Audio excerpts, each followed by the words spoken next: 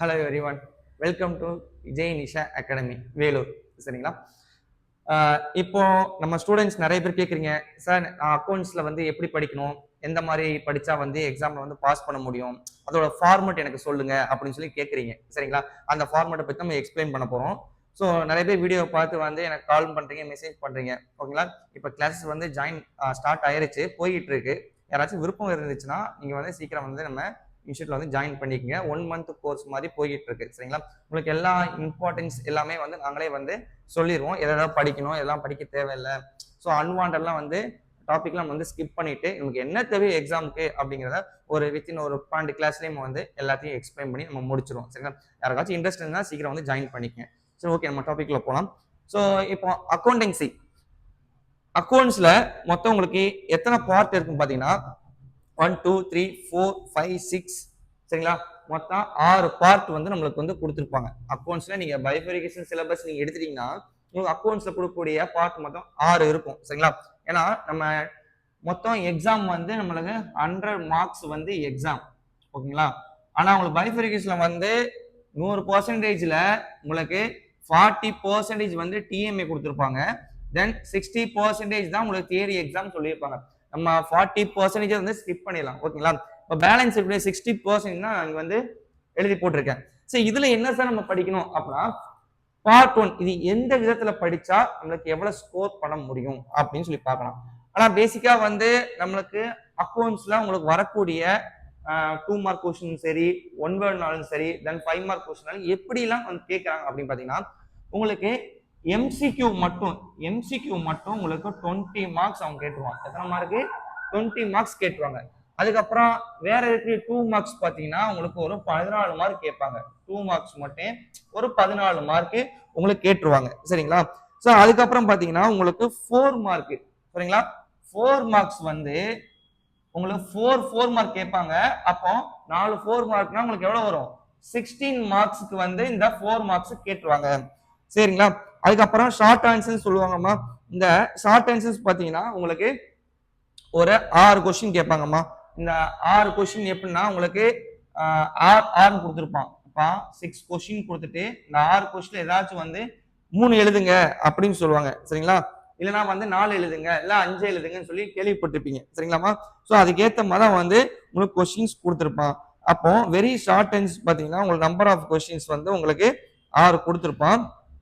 அப்போ 6ல நீங்க வந்து 6 எழுதுற மாதிரி இருந்தா கூட உங்களுக்கு வந்து எத்தனை மார்க் கொடுப்பான்? 12 மார்க் நீங்க எழுதுற மாதிரி இருக்கும். ஸோ 2 மார்க் வந்து எத்தனை இருக்கும்? அது வெரி ஷார்ட் ஆன்சர்ஸ் சொல்றேன் நான். வெரி ஷார்ட் ஆன்சர்ஸ்ல நான் சொல்றேன். நெக்ஸ்ட் பாத்தீங்கன்னா உங்களுக்கு ஷார்ட் ஆன்சர்ஸ் சொல்லுவாங்க. அதாவது ஷார்ட் ஆன்சர்ஸ்னா 3 மார்க் கொஸ்டின்ஸ். இப்போ 3 மார்க் கொஸ்டின்ஸ். ஓகேங்களா? இந்த 3 மார்க் கொஸ்டின்ல மொத்தம் 6 கேட்பாங்க. ஸோ அப்ப 6 3 மார்க் வரும்போது 6 × 3 உங்களுக்கு 18 மார்க்ஸ் கேட்டுருவாங்க. ஓகேங்களா? ஸோ ஃபைனலா பாத்தீங்கன்னா உங்களுக்கு வந்து 5 மார்க் கொஸ்டின். இந்த 5 மார்க் கொஸ்டின் 4 5 மார்க் அக்கௌண்ட்ஸ் ரொம்ப முக்கியமானதுமா. இந்த 5 மார்க் கொஸ்டின் உங்களுக்கு 4 இருக்கும். சரிங்களா? அப்ப 4 × 5 உங்களுக்கு 20 மார்க்ஸ். டோட்டலா 100 மார்க்ஸ்க்கு எக்ஸாம் உங்களுக்கு இருக்கும். சரிங்களா? இந்த ஃபார்மெட் தான் உங்களுக்கு வந்து எக்ஸாம்ல கேட்க போறான். இதை தாண்டி உங்களுக்கு கேட்கவும் மாட்டான். சரிங்களா? அப்போ நம்ம இந்த கொடுக்கக்கூடிய மொத்த பார்ட்ல நம்ம எந்த விதத்துல படிச்சா நம்மளுக்கு ஈஸியா இருக்கும்? ஃபார் எக்ஸாம்பிள் இப்போ இந்த 4வது சாப்டர், 5வது சாப்டர், 6வது சாப்டர் இந்த 3 படிச்சா நம்மளுக்கு வெறும் 10 மார்க் தான் கேட்பான். 10 மார்க்ஸ் தான் கேட்பான். அதுக்கப்புறம் 12 13 இந்த சாப்டர் படிச்சீங்கன்னா உங்களுக்கு வெறும் 10 மார்க்ஸ் தான் கேட்பான். ஓகேங்களா? ஆனா 16 17 18 19 20 21 சோ அப்ப இந்த 6 சாப்டர் நம்ம படிச்சோம்னா நம்மளுக்கு கேட்கக்கூடிய மார்க்ஸ் என்ன பாத்தீங்கன்னா உங்களுக்கு 20 மார்க்ஸ் கேட்கறாங்க. நல்லா கவனிச்சுங்க. இந்த 2 சாப்டர் படிச்சாலே நம்மளுக்கு வந்து 10 மார்க் கேட்கறாங்க. ஆனா இந்த 6 சாப்டர் படிச்சா எனக்கு 20 மார்க்ஸ் தான் கேட்கறாங்க. ஓகேங்களா? அடுத்து 23 24 25 இந்த சாப்டர் 3 படிச்சீங்கன்னா உங்களுக்கு 20 மார்க்ஸ்.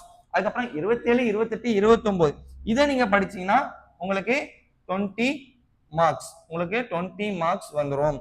அதுக்கப்புறம் இந்த சாப்டர் அதாவது சாப்டர் 6 இதுல வந்து பார்ட் 6ல பாத்தீங்கன்னா 2 பார்ட் இருக்கு. ஒண்ணு நீங்க 32 33 34 இதை படிச்சா உங்களுக்கு 20 மார்க். ஓகேங்களா? அல்லது இந்த 3 நீங்க படிங்க. இது வந்து நம்ம கம்ப்யூட்டர் ரிலேட்டடா இருக்கக்கூடியது, ஸ்ப்ரெட் ஷீட் அந்த மாதிரி வரக்கூடியது. சரிங்களா? இது வந்து அக்கௌண்ட்ஸ் ரிலேட்டடா இருக்கும், இது வந்து கம்ப்யூட்டர் ரிலேட்டடா வரும். ஸோ இந்த 3 மட்டும் படிச்சீங்கன்னா உங்களுக்கு 20 மார்க் வரும்.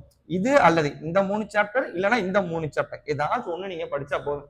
இல்ல சார் நான் வந்து ரெண்டுமே படிச்சுக்கிறனால அது உங்களுடைய விருப்பம். சரிங்களா? சோ உங்களுக்கு வந்து ஒருவேளை 32 33 படிக்கும்போது கொஸ்டின் டஃபா இருக்கும். ஆனா கொஸ்டின் பேப்பர்ல அவங்க மென்ஷன் பண்ணிருப்பாங்க. நீங்க பார்ட் எடுக்கும் போது ஒண்ணே இந்த பார்ட் நீங்க எடுத்து எழுதுற மாதிரி இருக்கும். இங்க இதுல 2 கொஸ்டின் எழுதிட்டு இதுல ஒரு கொஸ்டின் எழுதுறேன் அப்பெல்லாம் கிடையாது. சரிங்களா? ஒண்ணு இந்த அட்டன் பண்ணா இந்த சாப்டர் 3 சாப்டர் வந்த கொஸ்டின் மட்டும் நீங்க அட்டன் பண்ணணும். இல்லைன்னா இந்த 3 சாப்டர் கொஸ்டின் மட்டும் தான் எழுதணும். நீங்க வந்து இதுல வந்து சார் நான் இதுல வந்து ஒரு 2 கொஸ்டின் எழுதிக்கிறேன், இதுல இந்த சாப்டர்ல இருந்து ஒரு கொஸ்டின் எழுதிக்கிறேன் அப்பனா மார்க் போட மாட்டாங்க. இந்த 3 சாப்டர்ல ஏதாச்சும் ஒண்ணுதான் நீங்க எடுத்து எழுதணும். இது அல்லது இது, அதான் ஆறுன்னு சொல்லி மென்ஷன் பண்ணிருக்காங்க. ஓகே சார், இப்போ இது எல்லாமே கொடுத்துட்டாங்க, 100 மார்க்ஸ் கொடுத்தாங்க. இதுல எப்படி சார் ஃபோக்கஸ் பண்ண அப்படின்னா நல்லா கவனிங்க. இங்கதான் நம்ம புத்தி யூஸ் பண்ணணும். நல்லா கவனிங்க. இப்போ நல்லா ஒரு 6 சாப்டர் படிச்சா நம்மளுக்கு வெறும் 20 மார்க் தான். நல்லா கவனிங்க, வெறும் 20 மார்க் தான். அப்ப நீங்க இதை பண்ணீங்கன்னா அப்படியே கொஞ்சம் ஸ்கிப் பண்ணிருங்க. ஓகேங்களா? இப்போதைக்கு அதை ஸ்கிப் பண்ணிங்க. ஆனா அந்த 6 சாப்டர் படிக்காம இந்த 3 சாப்டர் நான் படிச்சேன்னா எனக்கு எத்தனை மார்க் வருது? இந்த 3 சாப்டர் நான் படிச்சேன்னா 20 மார்க் வருது. அப்போ நீங்க 23 24 படிச்சுக்கலாம். First option. நல்லா கவனிங்க.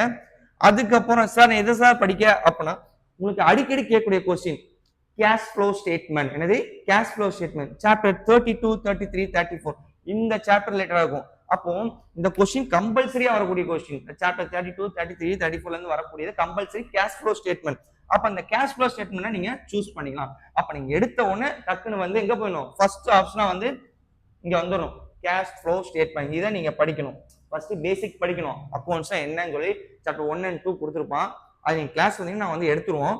பட் நீங்க ஓனா படிக்கிறீங்க அப்படின்னா ஃபர்ஸ்ட் சாப்டர் 1 சாப்டர் 2ல வந்து வாட் இஸ் அக்கௌண்ட்ஸ் என்ன, அக்கௌண்ட்ஸ் எங்க இருந்து வந்துச்சு, ஸோ இது எல்லாமே நீங்க ப்ராப்பரா தெரிஞ்சுக்கிட்டு டெபிட்னா என்ன கிரெடிட்னா என்ன தெரிஞ்சுட்டு ஃபர்ஸ்ட் நீங்க சூஸ் பண்ண ஆப்ஷன் இந்த சாப்டர் 32 33 34 இதை நீங்க சூஸ் பண்ணணும். அதுக்கப்புறம் நீங்க வரப்போது பாத்தீங்கன்னா பார்ட்னர்ஷிப்னு சொல்லுவாங்க. சரிங்களா? பார்ட்னர்ஷிப் எடுங்க. இந்த மூணுமே தான். ஒன்னு நீங்க 27 28 9 எடுக்கணும். இதை எடுத்தீங்கன்னா உங்களுக்கு 20 மார்க். செகண்ட் ஆப்ஷன் இதை சூஸ் பண்ணிக்கங்க. அதுக்கப்புறம் பாத்தீங்கன்னா நீங்க 23 24 25 இதை நீங்க சூஸ் பண்ணிக்கங்க.